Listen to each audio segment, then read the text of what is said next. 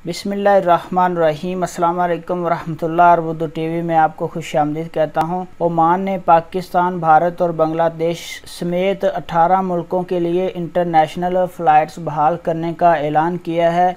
इन 18 मुल्कों पर सफरी पाबंदी ख़त्म करने का फैसला किया है। Oman civil aviation authority CAA ने पीर को ये ऐलान किया था कि 1 सितंबर 2021 को रात 12 बजे से नाफज अमल होगा। 1 सितंबर 2021 को ओमान के लिए इंटरनेशनल फ़्लाइट्स बहाल कर दी जाएंगी। तमाम ओमानी शहरी, ओमान के रहायशी, ओमान के वीज़ा होल्डर और वो लोग जिन्होंने ओमान का सफ़र करने के लिए वीज़ा दरकार नहीं है, वो भी ओमान के लिए सफ़र कर सकते हैं। ओमान पहुंचने पर तमाम मुसाफिरों को QR कोड पर मुश्तमिल कोविड-19 वैक्सीन के सर्टिफिकेट पेश करना होंगे। वो लोग ओमान के लिए सफ़र कर सकते हैं जिन्होंने ओमान से अप्रूव्ड 4 वैक्सीन में से कोई वैक्सीन की 2 डोज लगवाई होंगी, तो वो ओमान के लिए सफ़र कर सकते हैं 1 सितंबर 2021 से। तो फ्रेंड्स, इंटरनेशनल फ़्लाइट्स के मतलब खबरी आना शुरू हो गई है।